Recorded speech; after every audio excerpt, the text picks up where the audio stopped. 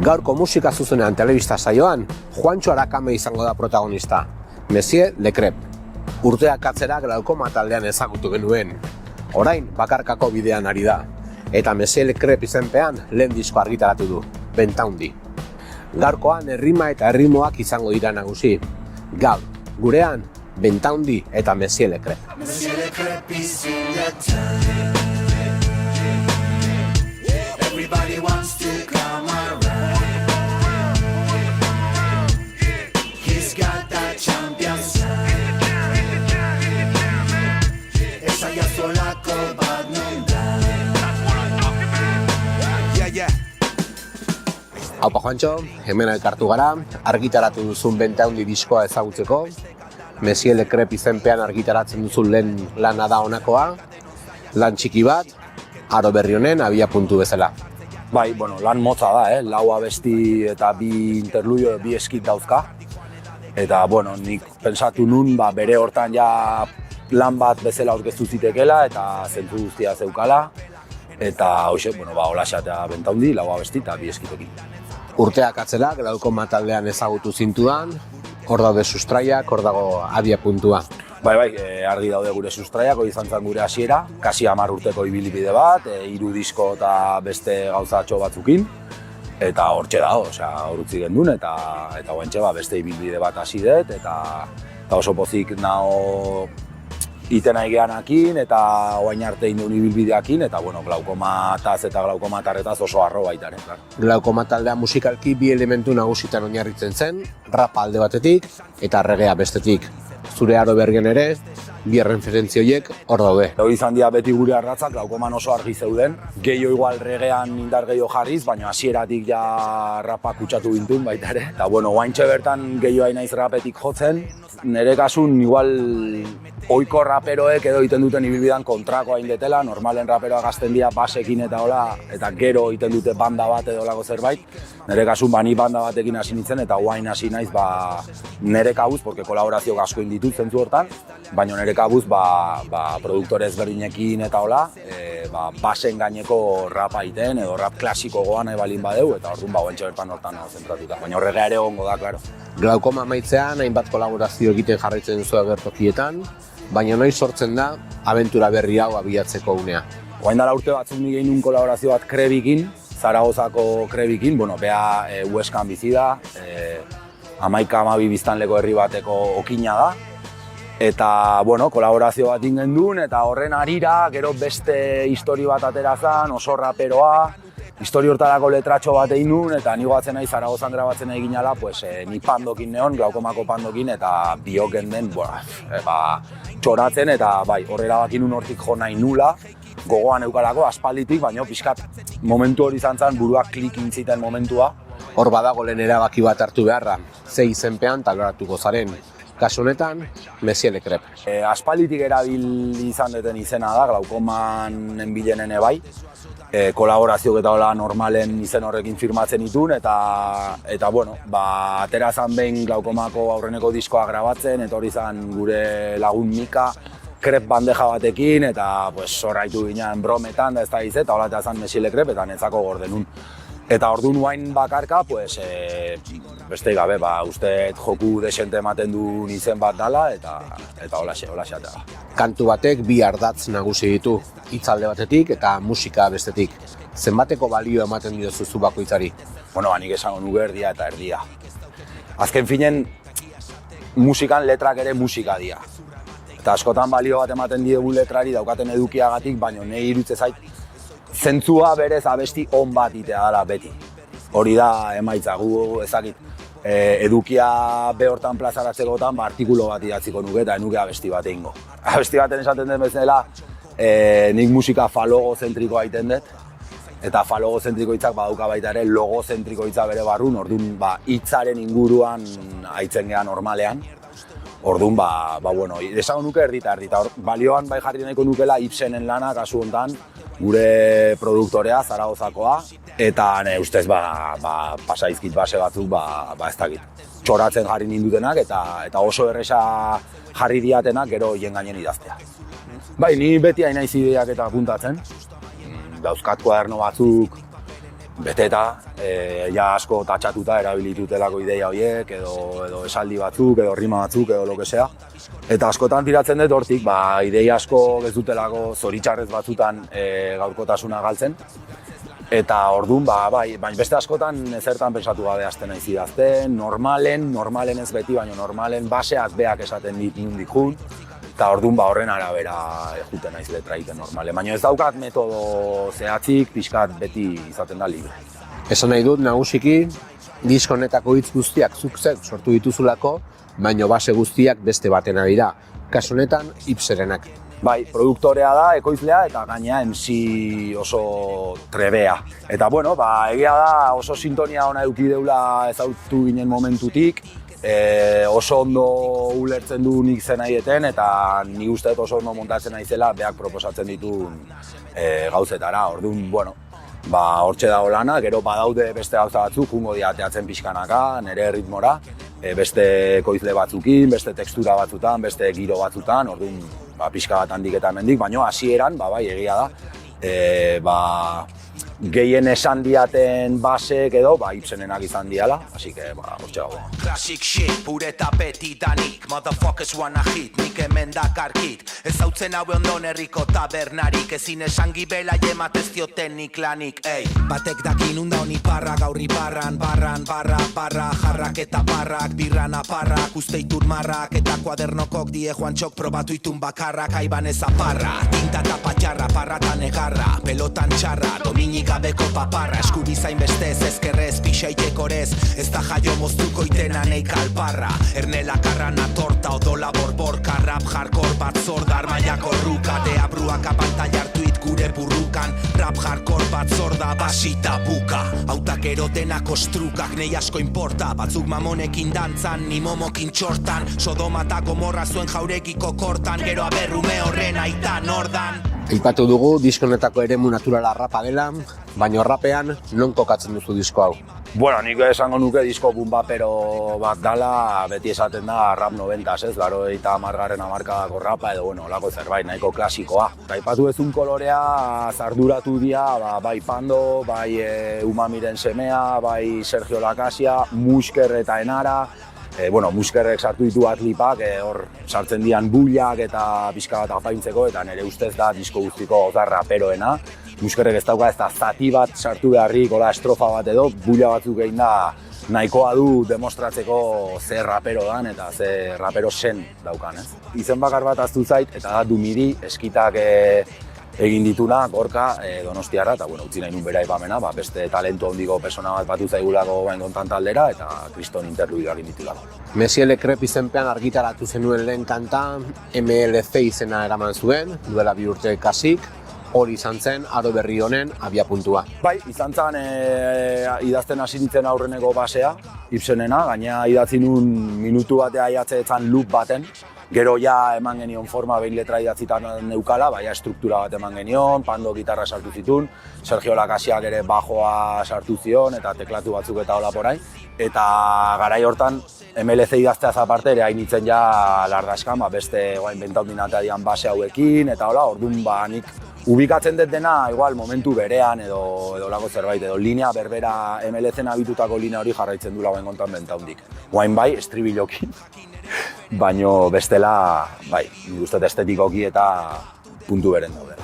MLC dronetikaneko jendeakin egin nun, Beñat eta Pastorrekin, eta makina batzuk dira, zentzu hortan orduan bai neukan intentzioa bideoklip potente bat iteko, gaina gidoia oso argi neukan hasieratik eta ze histori kontatu nahi gendun eta nik uste lortu gendula. Ez dut ikusten beharrezkoa da nik irudi bat edo jartzea, nik uste eta bestiak behortan ja esan behar dula zerbait, eta entzuteakin bakarrik nahikoa izan behar dula, baino egia da askotan aportatzen diotela eta nire sartze zaitela harra, pixkat irudiekin eta jolastekoa eta histori bat kontatzekoa, paraleloa edo zerikusiakoan abestiakin, irudien bidez.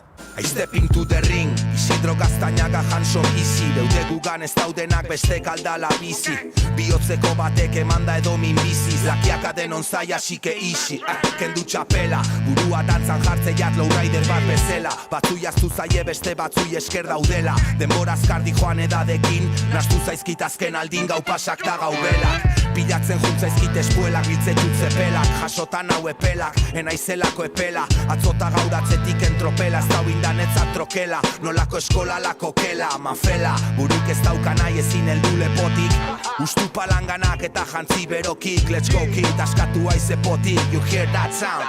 Monsieur Le Crep is in the town. Everybody wants to come around. Elkarrizketa batean entzun nizun, askok pentsatzen dutenaren kontra, euskara erraminta ona dela rapeatzeko. Nik rapeatu dut bai euskeraz eta bai erderaz, castellanoz kasu hontan gehien bat, eta esan dezaket dudik gabe euskera eta euskala erderak ez ditun bentaja asko flow onak egin ahal izateko eta musikaren gainen hobeto moldatu ahal izateko. Azteko dauzkagun K, P, T, letra, hola, ez da esaten da euskeraz perkutidoak edo bueno, oso azentu oso markatua daukatenak, flowa egiteko hori oso egokia da. Esaldiak desordenatu ditzakegu erderaz baino askoz erresago, orduan, bueno, nire ustez euskera da erramienta ikaragarri bat flow ona egiteko. Eta jende asko pentsatzen baldin badu euskeraz ezin dela rapeatu, itu dezala nizera egite. Odei bat adibidez, edo moro bat rapeatzen, edo zikuta bat, edo bain egurrean nahi dian rapero asko entzun ditzatela, eta esan dezatela berriz euskera ez dula balio rapeatzeko. Nagusiki euskara abesten ikusi zaitugu, zer da zuretzako euskara abestea? Aldarrikapen bat, normaltasuna, koherentzia ariketa bat? Beti indet rapa bai euskeraz eta bai erderaz.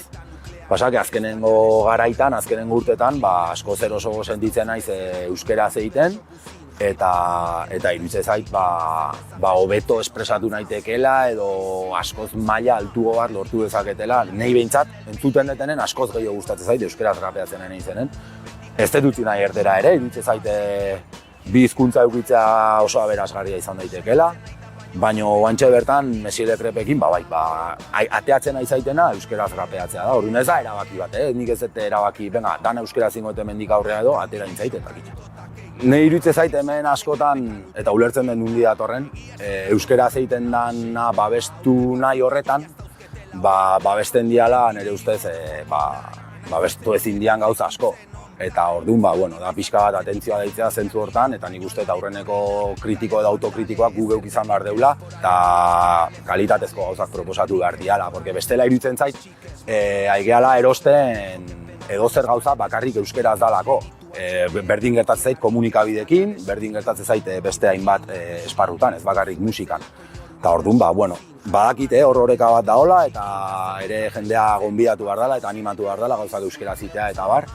Baina, hori, iruditzen zait erosten ditugula gauza asko euskera zizate utxagatik. Diskoa zabaltzen duen Mentaundi kantuak amaiera oldarkor bat dauka, moztu egiten da, oihu batzuen artean, hor badago zentsura, badago autozentsura. Modu bat esateko, hor badaudela zenbait gauza ezin dianak aipatu, hor badago kontu fascista bat, lo que no te cuentan de Donosti izena duna, eta badaude beste batzuk ere. Baina nire ustez, lo que no te cuentan de Donosti benetan, kasu hontan adibidez da, Kote Kabezudoren afera, inork ez dakigu oso ondo zer gertatu da nor, nola liteken horren beste biktima egotea eta errudun bakar bat, edo implikatutako persona bakar bat, eta da modu bat esateko bezala, hemen gauza asko daudela mailan gainen, eta beste gauza asko izkutatu egiten diala, eta gauza betaz ere hitzein barko gendukela. Izan ere, letrak idazterako garaian, baduzu autozentsurarik, beldurra duzu zentzurari? Autozentsura dago beti.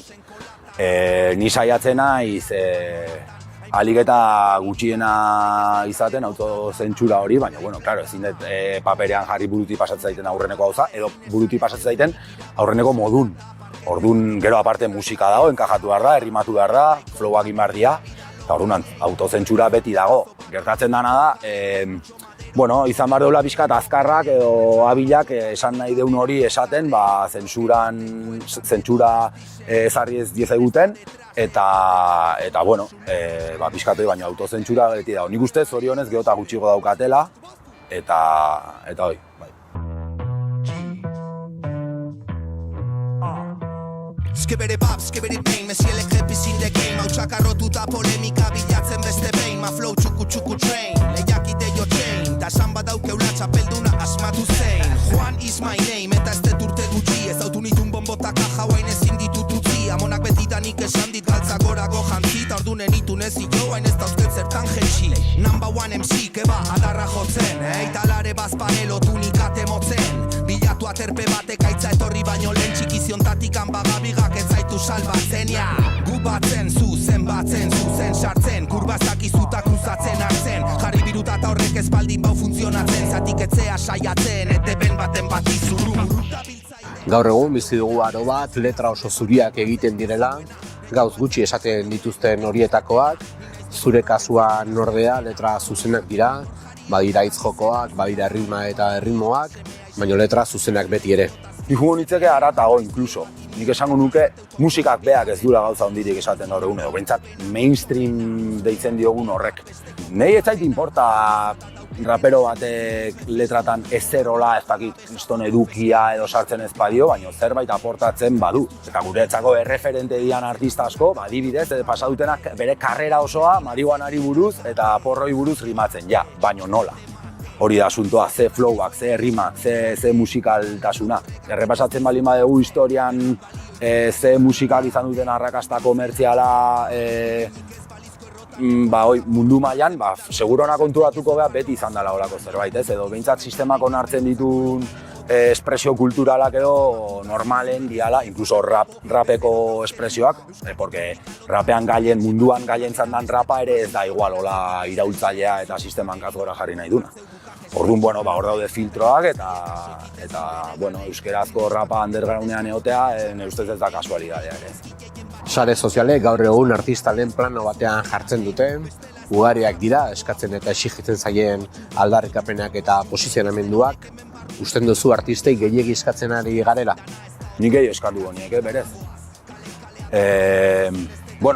Alde batetik, nik uste edozein dala libre, edozein gauza esateko, edo izan behar dula libre, edozein gauza esateko. Gertatzen dana da, zuk zerbait publikoan edo foro publikoan esaten baldin badezu, foro publiko hortan dagoenak ere erantzun dezakela. Eta gaur egun gaina kanalak daude hortarako. Sare sozialak ez dira unidirekzionalak, norabide bakarrekoak, bi norabideetan eragiten dute, eta orduan, gaina ardura hartu behar da zerbait esaten denen, hortarako. Nik artistei orokorren, edo behintzat nik nire burua eskatzen dioten paper hontan jartzen naizenen, da konsekuente izatea, eta esaten dana gero ekintzez ere bestea. Segurona ni izango naiz aurrenekoa, enaizena erabat koherentea edo erabat konsekuentea, baina exigitzen diot nire buruai eta zigortzen den nire burua, hola ez danen. Disko hau esaterako ez dugu Spotify plataforman topatuko. Hor badago erabaki zuzen bat, ez? Erabaki dut disko hau ez hilotzea Spotifyra eta hilotan eukan MLC ere kentzea, babestu nahi detelako Spotifyen kontra abian dan nazioarteko boikot kanpaina. Hemen daude puntu klabe batzuk nire ustez hasteko. Spotify da mundu mailan monopolioa daukan plataforma erabiliena, gaina tarte handia ateratzen dio bigarrenai kasu hontan. Eta nazioarteko Israelekiko boikot kanpainak jarri du fokoa, kasu honetan Spotifyen, boikot kanpaina batek badaukalako alderdi mediatiko bat eta seinalamendu bat egin behar dalako olako enpresengan, kasu honetan botere handiena eta ardura handiena daukan enpresa honengan. Spotify bea existitu baino lehen dagoeneko genozido bat martxan zan, gertatzen dena da, 2023ko urriaren 7tik aurrea, genozidio honek 2 martxa edo 3 sartu ditula eta askoz azkarrago gertatzen ari dela. Orduan, nahi iruditzen zaitena da, hemen arduraz jokatu behar deula eta boikot kanpaina honekin batin behar deula. Nahi gertatzen zait, nien aizela inor, ni bakarrik hau egiteko, eta inor ez da inor. Bakarka, olako monstruo baten aurren, ekintza eraginkor bat inalizateko. Eta nik usteet, ni baino indar mediatiko askoz handigoa daukaten artistak badaudela herri hontan, pauso bat aurrera eman dezaketenak, eta nik uste denok elkartzen baldin bagea eta pixkanaka mugimendu bat sortzen baldin bada, eta olatu bat ezingo dula inork aldein hontatik eta benetan eraginkorra dan ekintza bat egin dezakegula. Iruditzen zaitelako eraginkorrena kasu hontan jendea Spotifytik jutea dela. Presio eraginkorrena kasu hontan da Spotifyri esatea hola segitzen baldin baduzue guk ez zaituztegu babestuko eta guk ez dugu zuen produktoa konsumituko. Eta nahi oso ondo iruditzen zait dauden diskurso batzuk esaten dutenak egian eraginkorragoa dela Spotify barrutik konbatitzea edo dan alakoa, baina nik uste dut ez boikot kanpaina baten funtsa hori dalako, presionatzea nazio internazional mailan eta ariketa presio eraginkorrena egitea. Orduan, hau ez da koherentzia ariketa huts bat. Nik ez dut egiten hau munduko persona koherentena izateko, edo antisionistena, edo dana alakoa. Egiten dut, iruditzen zaitelako presioa eragiteko modurik eraginkorrena dela. Orduan, jendea ez daia erotu ere, ez esan ez badaudela beste plataforma batzuk eta badakigu, genozidioa finantzatzen dutenak, baina guaintxe bertan fokoa hor dago jarrita. Eta gaina Euskal Herrian badago ekimen zehatz bat, artistak palestinarekin izena duna, eta antolatua dago. Orduan, batu gaitezen denok ekimen hontara, jarri dezagun indarra hor, eta pensatuko dugu zein dan beste alternatiba, eta gaina emango diogu askoz ere indar mediatiko askoz indartsugo bat guzti honi abestiak egiten soilik baino. Karneta aspaldiatea banintzatik endauketele bat, ilotz bati begikateatzeko nahikoa da bele bat, alputo Juantxo seleba baino gauza bat badaki, kiratxadari olatu de Basque Country, bafankulo ETB bat, bafankulo ETB bi, eskaini zeniaten ura, nomela bebi, Espainetan dauzketele bi gure gurasoi eskerrak, zuengatik balitz aspaldira bazizun erderak, tau ez da gerra bat, planeta ezberdinen arten, zuena da mundua, nina omarten, kobazulotik jetxitazkeneko panorten, nidarko zu berriz morten, zapalduta korten, baten batek esan behar du korten, umeik ez datakeatzen japarken, baserri bat bota berri du ebake los kotxes aparken, kostumbrismo pixkate onda beti nere arten, ta hemen kostumbre dana da, nastea zeru talur, nere bigarren lana da, azuztea zure taluren. Aipatu dugu zenbait plataforma digitaletan argitaratu dela lana, era berean, formatu fisikoan atera duzu, vinilo ederrean, nola izan da diseinuaren afera? Bueno, behin ja grabatzez eta nasketak eta bukatu genitunen, pues, ni kontuatu nintzen neukala esku arten, 20 minutua aiatzeztan lan bat. Hasiera baten besatu nun 10 pulgadatako disko ertain baten kaleratzea, eta orduan besatu nun 12ko bat eitea, eta hartara entzun daitekela bentaundi osoa binilari buelta eman behar izan gabe, aldi bakar baten, eta gaina eusten zitela B aldea libre, hor MLC eta MLC-ren akapela sartu alizateko, alde batetik MLC ez dalako atera hoa indikan formatu fisiko baten, eta nik uste merezizula. Eta bestalde, akapela hori, pixkat DJ-engan eta hola pensatuz, nahi dutena indezaten, eskratxeatu edo remix bat egin edo dena delako. Maketazioa eta diseinua da Biga Estudiorena, Jon Ander Artolak egin du, eta argazkiak Luis Ezeizabarrenak, YouTubeko bideoak egin ditun persona berberak. Eta orduan, pixkat pensatu genduna izan zen, bentaundiri nolabait txispagateatzea zentzu hortan, argazki asko atera genitulako, atera zitulako. Pixkat atera nahi genulako bere kokapen geografikotik eta kokatu nahi genulako zehoze heterogo baten edo bentaundi dalako niretzako diskontan behintzat simbolo bat, tokizeatz bat, baino gehiago ez. Dagoeneko eskaini duzu emanaldi bat, disko berria aurkezten, Iruñako Kanai aretoan izan da, Moises Noduerme taldearekin batera, zer nolako esperientzia izan zen? Oantxe bertan, goaz, herri berria ditu diogun egitasmo bat, eman ditugu kontzertu batzuk bere formatu hortan, Muskerra bigarren kidea eta hirugarrena izango litzateke DJ Pata. Aspalditik ezautzen duten jendea eta hemen babesten nahi dianak proiektu hau. Oain dela hilabete batzuk ateratako egitasmoa, esperimentu bat, eta gure ustez norabide hartu beharko luke kolektibo bat edo lago zerbait izaten, eta aurreago nik uste jende gehiago ere sartuko dela.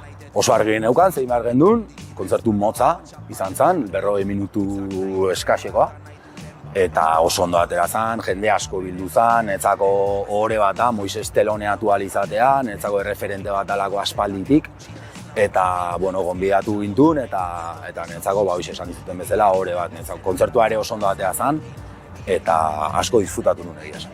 Zuzenegoak nik uste aurreago egongo diala, baina oraindikan beste gauza batzuk edo atera nahiko nituzke kontzertu benetan serio bat inal izateko. Juantxo, plazerra izan da zurekin elkartzea, plazerra izan da ere bentaundi entzutea, segi errima eta erritmoekin, eta zuzenekoetan ikusiko gara.